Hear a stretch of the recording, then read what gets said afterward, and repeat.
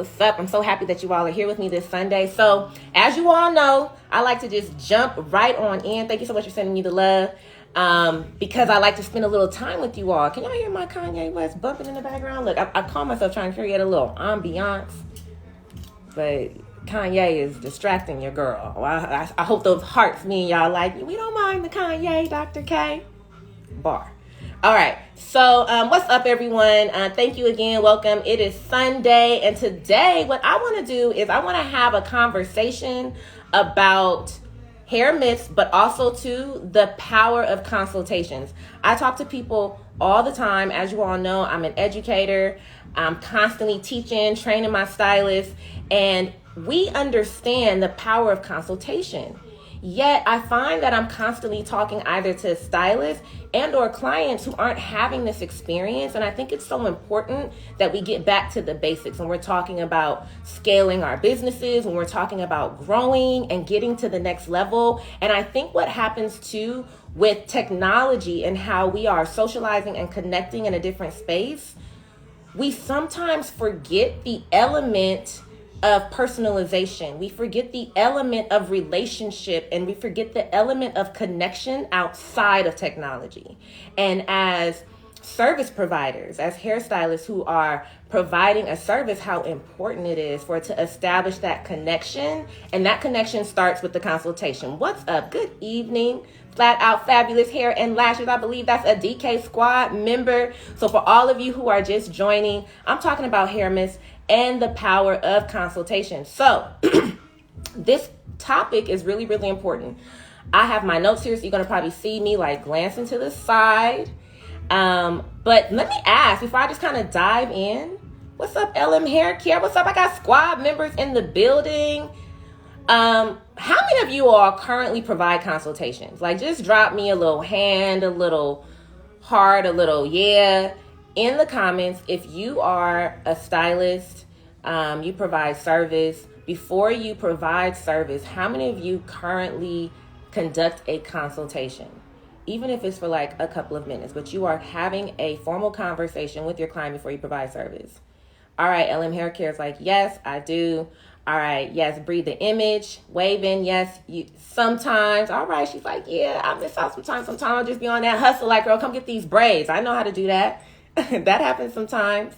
All right, I get it. So, I understand that there are situations where you may not always be able to provide a consultation. In our business, it's so much hustle that we're taught that we don't always understand the value of slowing down and getting the information and building systems around how we interact with our clients until it's a little too late. And then we have to deal with like the backlash of that or the losses that can come from not taking our time, right? So I understand the hustle, but I'm hoping that by sharing some of these nuggets, these keys from my own experience and things that I'm constantly practicing and perfecting, even within my own business and how I interact with my clients, that it can, nourish, feed, plant a seed. The bars are flowing this Sunday. Okay, it must be the Kanye in the background. A little inspiration up in here. All right. What's up, Infinity Hair Care? So we're talking about the power of consultations. I'm dropping bars. All right. So I want to talk about the key things as to why consultations are important. Because the last thing you want is an unsatisfied customers. And what I found when I'm either dealing with my own unsatisfied customers and or consulting or helping a stylist manage how to deal with something that's arising and creating dissatisfaction, oftentimes, like with a lot of things, it can be preventable, right? And one of the preventative steps that you can take is the consultation. The consultation really, really helps you to establish healthy communication and set realistic expectations when it comes to serving your client. What's up? I'm seeing folks. What's up, Natural Hair Flyer? I know you. And Kai Cutie 88, what's up? Welcome. We're talking about consultation. So when you have that consultation, you are establishing healthy communication and you are building a way to communicate healthy with your client and also set realistic expectations. Because as a hairstylist, we're interacting with clients. We're consulting with clients who, you know, want their hair done. They want a particular look created for them. As a professional stylist, it's our job to use our experience, our knowledge, our skill to communicate and educate our clients and set those realistic expectations for them, so that when you're styling, you're helping to create the look that they want, that's really going to fit their hair type, their hair texture, their hair density, and overall help them feel good. All right. So the other thing that's important about consultations is that it's going to prepare you and your client for the appointment. So again, we're going back to the importance of communication. Consultations really, really helping you to establish communication with your clients. And so when you are, especially doing natural hair, how many stylists do I have who are currently, like, you are a natural hairstylist, like the core of what you do is like braiding, twisting, locking, you know, services that take time. What's up, Gina, in the house? Thanks for dropping in, girl. That's what I'm talking about. How many of you currently do natural hair? And so it takes you some time. If you are a stylist who is joining me live right now, all right, amazing. So you, along with any other stylist who's providing a service, a natural hair service, an extension service, I see you, Ellen Hair Care, I see you. The consultation is really important because there are elements in the service that you're providing that you want to be clear with your client up front. So again, the consultation helps you to do that. Also, it establishes, again, that strong communication and great record keeping. And record keeping is going to help you eliminate confusion, writing things down. So remember, for all my braiders, all my hairstylists, you know, here joining me, and then any other individuals in here who are just business owners and entrepreneurs, record keeping. What's up, Chidama? Adeze is here. All right, y'all, that's my Igbo name. So record keeping eliminates confusion. One of the lessons that I had to learn the hard way was the importance of writing things down. We hear this all the time, but I started doing hair with the friends, with my family, you know, and just coming from just using my gift and enjoying what I do. And as I began to build my business, I started to understand the importance of writing things down. And so as you are building your business and you are establishing relationships with your client, then it is so important to keep record of what it is that you're discussing. And the best place to start is at the beginning of the relationship, to write things down, to write down where your client has started with the condition of their hair, their concerns, their goals for their hair, products that you're using and are recommending, prices, discussing the price, what you charging them, what kind of hair are you using. And what you're doing is you are building a relationship with your client. What's up, everyone who's joining? For those of you who are joining, I'm talking about the power of consultations. Now, I want to jump into hair myths because for all of us who are providing service in a professional hair environment, it's oftentimes when you begin to talk to your client that you can also begin to encounter and have an opportunity to diffuse hair myths, establish yourself as the expert and the professional, which will then also build customer loyalty. It helps you to foster a strong relationship that's built on trust and integrity. So when you consult with your client, think about consultations as just communication, because that's really what it is. Facts. That's right, Wigs by Davis. Facts. I mean, it's really just communicating with your client. It's building a relationship. This is like what you would do with anyone else. And as foreign as as common sense as it may seem to some, I think in the age of technology, again, we're missing out on opportunities to connect and to communicate clearly. So this is where I want to go with this. Because even though I have some hair myths, I want to see if this resonates with some of you. Because as I was preparing my notes for today, some things are just dropping in my spirit just based on my own experience in doing hair. So there are just some key things. The key things that I want you to walk away with today when looking at this live or joining me right now is, one, when you are consulting with your client, one, you want to use it as an opportunity to educate your client. Okay, what's up, Lolly Body? What's up, Rashia in the house, squad? You want to use a consultation as an opportunity to educate your client. So again, when you're educating your client, you are establishing yourself as the expert, as the professional. And the myths that we oftentimes hear circulating around the hair industry and kind of lead our clients down these roads to, developing hair care regimens and things that may not really work for them, their hair, their scalp, their routine, their lifestyle, they develop in a lot of ways because we are in the age of communication.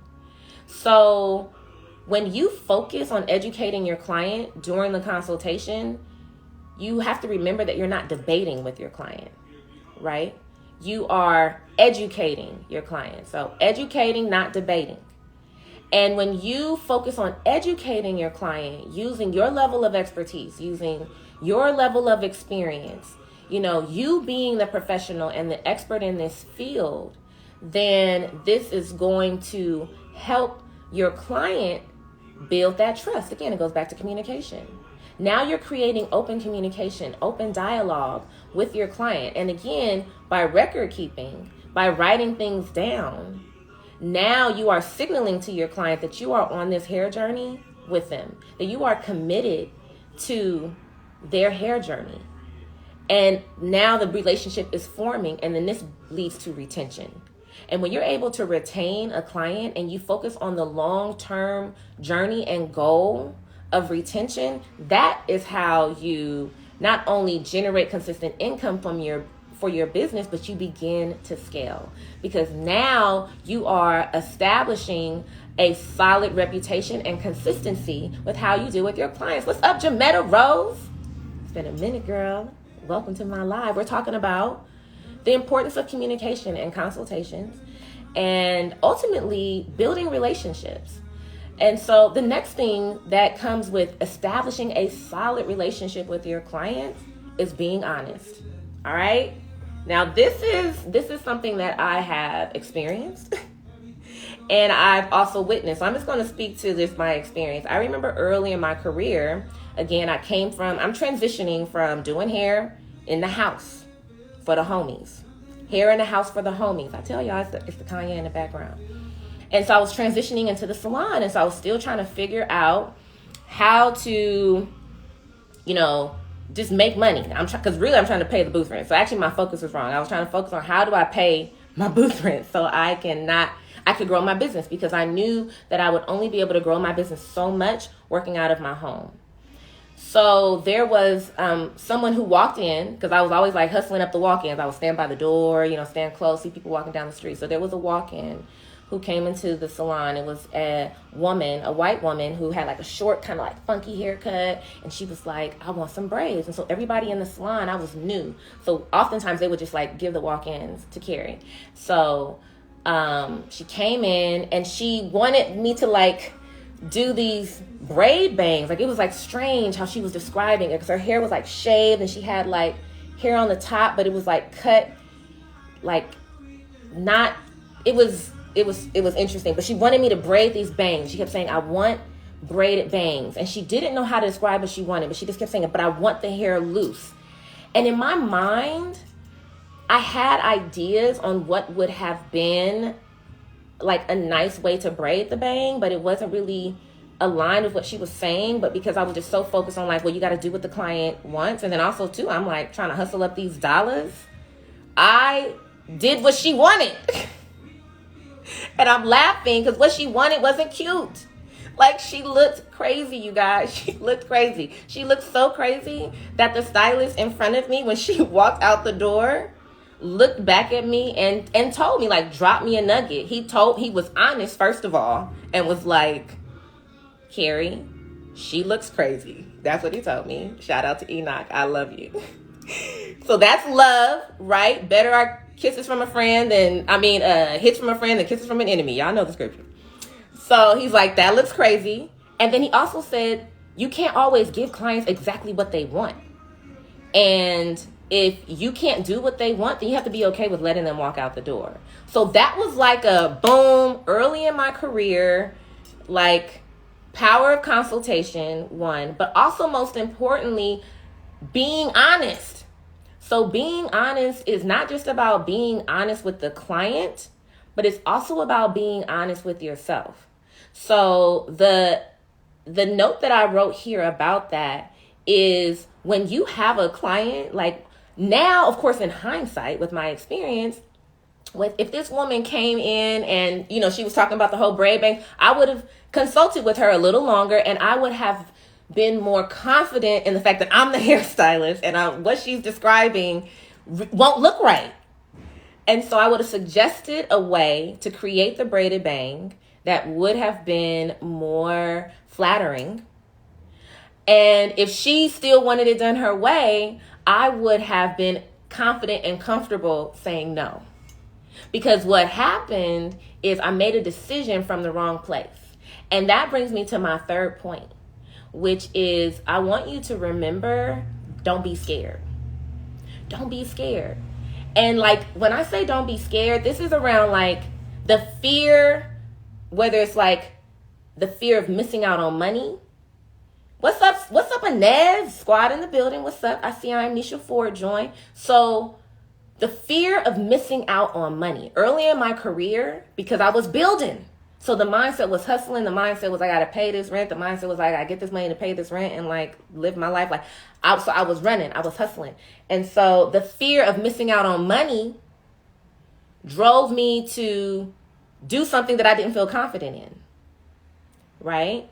Or sometimes the fear of missing out on money can cause you to take a client when you don't have energy, when you're tired.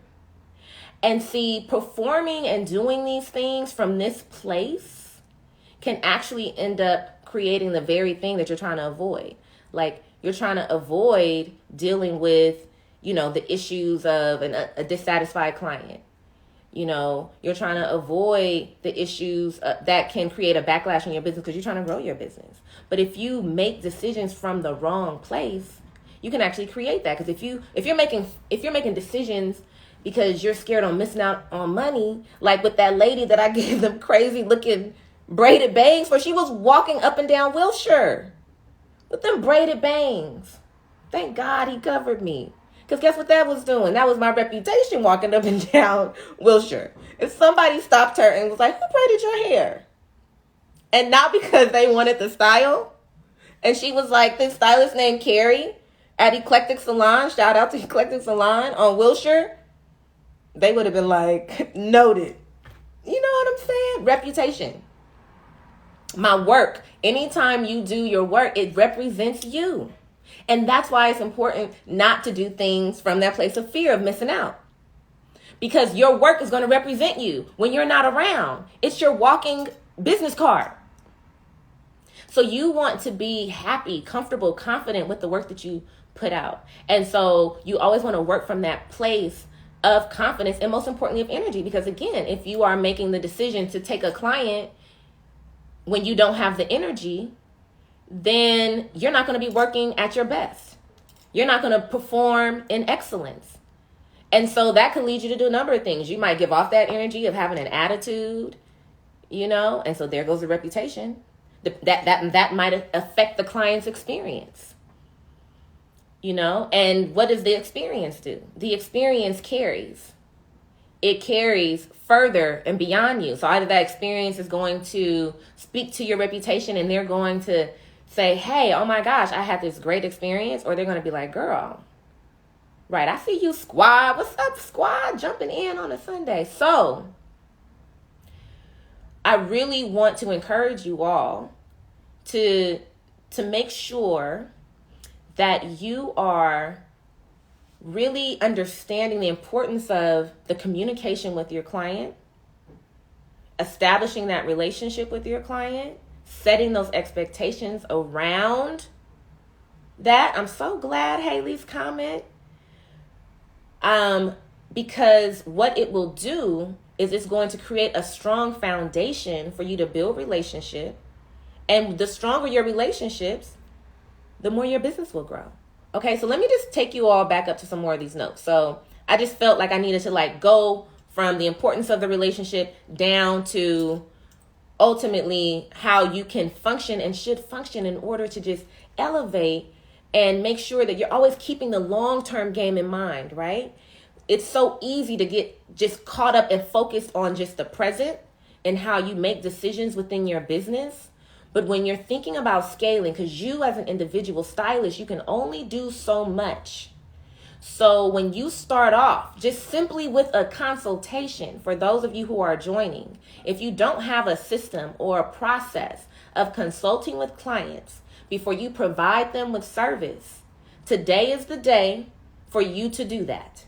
All right. Today is the day for you to build your consultation system for your clients and how you receive clients and how you serve them. That is your system. That is your process. And for those of you who have a vision for your business, to scale it, meaning when you're scaling, you're growing, which means you're hiring people. So if that is the vision that you have, start now with the process of you consulting and document that process. Because when you're ready to replicate that process, meaning training someone else to do it, you've already mastered the process. You know what it is like to create the process, and clients will come to know what to expect when they are booking service with you. And most importantly, you're showing up as a business. You got your records. You can tell your client and it becomes a value.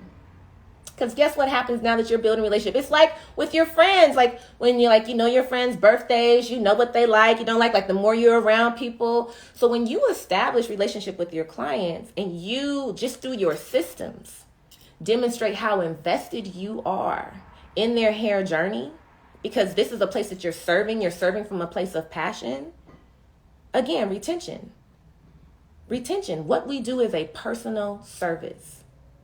And when you focus on that personal and that serving, you're going to grow in that place. So going back to the importance of record keeping, when you're keeping records, guess what happens? Especially for all of my stylists who are performing services like braiding, locking, natural hair services, where you might see and serve your client once a month. Now, 4 weeks later, when the client comes in, if you check your records first, system process before the client comes, let me check the consultation card. Last time they were here, okay, it was 3 weeks ago. What did we do? All right, what hair did we use? When was the last time she had a trim? So now when she comes in, this is what I would do with my clients. Hey, welcome back. So yeah, it was you were here. Last time you were here was in April. I was, yeah, girl, you were. And these are the services we perform. You haven't had a trim since April. How you know? I was looking at the records, girl. It's time for you to get a trim. Do you want to add that service on for today? And now, as you are generating income in your business, it's coming from a place of genuine need. You're now anticipating the need of your client. Because guess what? You a businesswoman or man, and you are keeping great records, all right? And you're able to go to those records and anticipate and speak to the needs of your client. So again, taking notes, and that lets your clients know that you're listening. I can't tell you how many clients that I've known, and even still to this day, I'm sure a lot of my clients will tell you, like, she remembers, because it just became such a habit, and I'm genuinely building relationship that I would remember my clients, and I would have clients who would come in, and sometimes, like clients, they take breaks. Oh, I need to do a full live on just like, the abundance, the truth around abundance in this industry, and like being okay, like the marketplaces that clients will go to other stylists. But anyways, so our clients will take a break, right? And I always like to teach my stylists and my team members, like, they will always come back if the caveat is if you've built relationship. But clients will take breaks for different reasons. They'll try other stylists for different reasons. It has nothing to do with you. But when you keep your records, it doesn't matter how much time has passed. I would have clients that would take a break for like a year, and then they come back and I pull up my records. Your girl be on point, and then it adds value. And it strengthens the bond. It strengthens the relationship. It strengthens the referrals. So the power of a consultation, y'all. So I got a few minutes. Let's see. Breed Blues Live. Yes, your client feels seen. They feel like they're more than just another slot in your appointment book, and that makes all the difference. Yes, that is so important. That is so important, because that's what it's about. It's about relationship. Because guilty, let me just talk about myself and some of the people that I do know. When we get caught up in the hustle, in the trying to get, then it's easy to forget the reason why we're doing what we're doing in the first place, which is to serve, which is because we have a gift and we like making others feel good. We understand the power of our gift to strengthen and foster self-esteem. And it's easy to forget that when you're trying to get money for security or trying to relieve yourself of anxiety. And then suddenly we miss out on the opportunities to grow and nurture the relationships that will generate the very thing we're trying to get. Okay, so I'm so glad this is nourishing your souls and your spirits. And I do hope, again, the task, the challenge, the assignment for those of you who don't already have a consultation process is to establish a consultation process. When I built my business, all of my consultations were complimentary. So it doesn't mean that you need to charge for your consultation. Okay? I now have still complimentary consultations as well as those that you do have to pay for.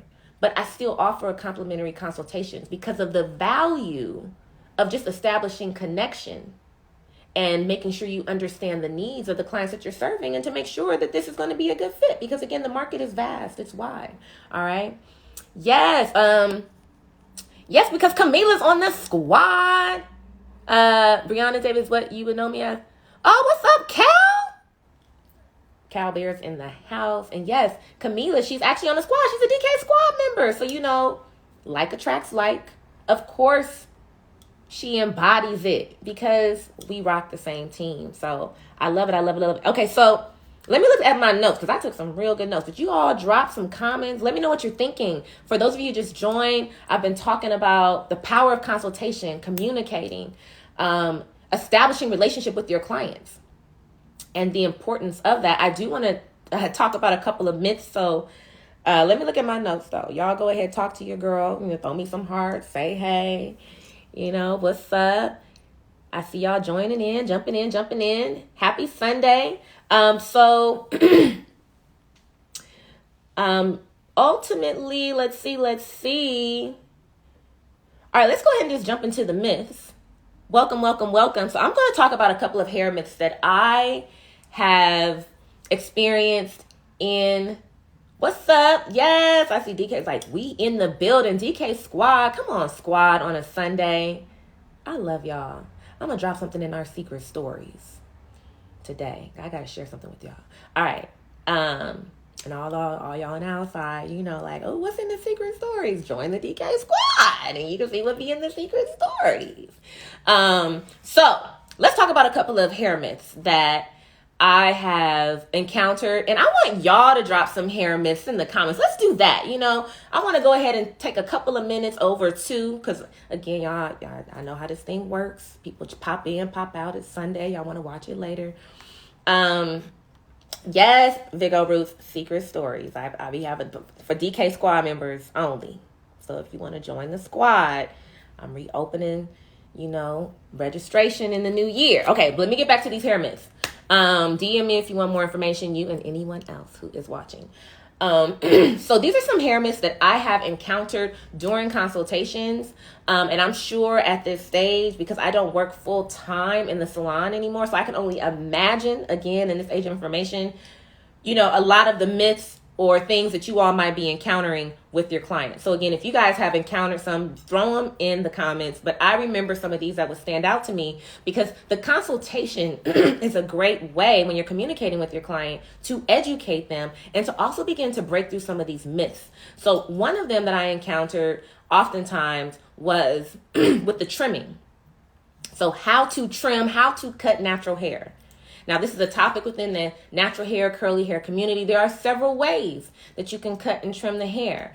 There's no right or wrong way because there's so many different curl patterns. So really what it's about is finding the technique that is going to help you achieve what it is that you're trying to achieve, whether it's shape, but most importantly, if you're trimming the hair for the health of the hair strand, you're experiencing any type of knots in the hair, excessive split ends, you're trying to transition, But most importantly, what I would encounter a lot are clients who are absolutely against stretching the hair with the use of a blow dryer before trimming the hair. Now, I feel like this is like, everybody has their well, you should trim the hair while it's wet, when you should trim the hair while, it's dry. I personally, when it comes to natural, kinky, curly hair, I like to stretch it. I don't personally do curl by curl, but when I stretch the hair, I also don't stretch the hair to straighten it. So I do use a blow dryer to stretch the curl so that I can see the length and also help me to identify clearly any knots, any areas that are fragile within the hair strand. But a lot of this, of course, comes from training, understanding what I'm looking at, and still being able to shape the hair, understanding that curly hair is going to produce a round shape, a round silhouette, not a flat silhouette. So there are different factors when you're trimming natural or curly hair. And you can still do the same thing when you trim the hair curly. And because of the various curl patterns, if you have someone who has more of a coil, meaning when their hair is wet in its natural state and you want to cut it, then you all tell me who's cutting hair that's coiled and kinky like mine, strand by strand. The technique doesn't work the same way. So I kind of took you on a little path to educate you, because this is something that I would do in consultation with the client, because I have encountered clients who are just super against getting their hair trimmed. Now, again, the point that I made earlier is that when you are talking and consulting with your client around hair myths, it's not to debate them. It's to educate them. Don't debate, educate. Bars. That's why I got this tea here, y'all. My little voice is going out. So again, we're not debating, we're educating. I'm trying to figure out how I want that to flow. But I wanted to stick, I wanted to land, because y'all know I come from the Schoolhouse Rock. We're not debating, we're educating our client.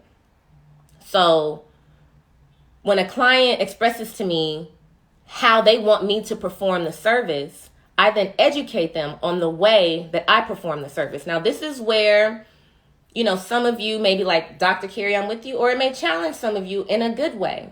But this goes back to the communication and being able to be honest with your client. Because I'm not trying to debate my client, and I'm not trying to convince them to get their hair cut the way that I do it. I just want them to understand that there are different ways that you can trim and cut the hair. And the way that they may be saying is the only way they can get it done actually isn't the only way that they can get it done. And because I'm confident and comfortable in my expertise and my skill set, I feel confident that I can still achieve what they want the way that I do it, and it won't harm their hair. Now, if the client, even after educating them, not debating them, is still not comfortable, and they're like, Dr. Kari, which this has happened, Dr. Kari, I don't want you to blow dry my hair. I just said, I don't want heat on my hair. I hear you, doctor. I respect the PhD, but I don't want it. I just don't want it. Then that's fine. If I can still achieve what it is that they want, then I honor that. If what they want doesn't fall within my skill set, then I'm going to be honest about that. And that's when your honesty this is in the consultation now. Like, this isn't like I booked the appointment and we about to do the trim. This is why consulting is important, because in the consultation, we can figure this out. Because if I decide, you know what, either I don't perform that service, like I know how to cut hair curly when it's wet, but that's just not a service I perform. Or if it's a client where I know cutting their hair wet isn't going to be the best for them, so now it goes against my values or what it is that I know about hair, the integrity comes in the consultation to say, you know what? I completely respect that. I honor that. That's not a service I provide, or that's not something I know how to do, but I know someone who can. There's a stylist in my salon, or you know what? I know of a salon or a stylist up the street. And this is when the power of networking, the power of building a team, the power of having relationship with other stylists in the industry is valuable. This is where we can start to cut down the competition and thinking we're competing with one another, and understand that we actually need to build community, because when we're building community and we're able to provide resources to our clients in the form of what they need through people, you become more powerful in what it is that you're trying to do. And more importantly, you are building trust with your client. And guess what happens when you build trust? You build relationship. And when you build relationship, guess what happens? Retention. Yes, the client's going to come back. So that goes back to the fear. Don't make decisions out of the fear of missing out on money, missing out on the client.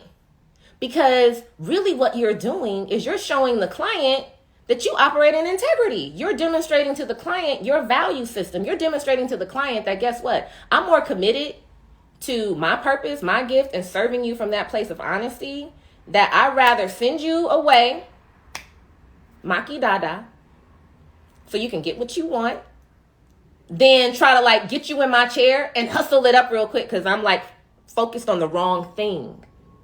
I'm focused on the short-term gain of trying to get this money because I have a bill, I have a need. Then the long-term game of how do I want to build relationships within my business so that I can generate consistent income? So see the shift. All right. So I hope this is landing with some of y'all. So yes, you said we need to go through with it. What you mean, Parmad Kumar 31? Because, I think it's kind of delayed. But I see the love. Okay, this is resonating with y'all. Y'all get it. So, yes, I hope these C's, these keys, got you. I got you. I'm right. Yes, get your consultation system together today. Haley's comment. All right. So, let me hit y'all with one more myth that I've encountered, how I handle it. And y'all drop some in the comments. Or maybe y'all, I feel like y'all like hearing a girl talk. All right. So, another one, I wrote a couple, but I'm looking at the time. So I want to go to, because I did a little bit of education around this, hair always being dry. Serving clients with natural curly hair, that would be like the biggest thing in consultation. What are some of your goals? Yes, I got you, Journey Rain. I'm saving the lives, girl. I'm saving it. I got you. So, my hair is always dry. And oftentimes when clients are coming in and they're talking about their hair always being dry, they're also telling me, and I use a leave-in conditioner every day. So thank you, hippie girl. So the thing is education. Clients will oftentimes come into the salon. Remember, we're in the age of information. Your clients, and there may be some clients in the chat, y'all just throw some hearts and be like, yeah, I'm one of them clients. I'm going to test my stylist, because I'll be on the YouTubes and the blogs and the Instagrams, and I'm getting all the education on TikTok. And so I kind of feel like I'm a cosmetologist. If you're one of them clients, be honest. And this is why squad, future DK squad stylists who, you scoping, trying to see like, is she real? Do I want to join this team? Look, this is why I'm trying to get y'all the armor so that you can position yourself as an expert and be confident in what you know. So you're familiar with what's out there, and then you can talk and just educate your client. What we going to do?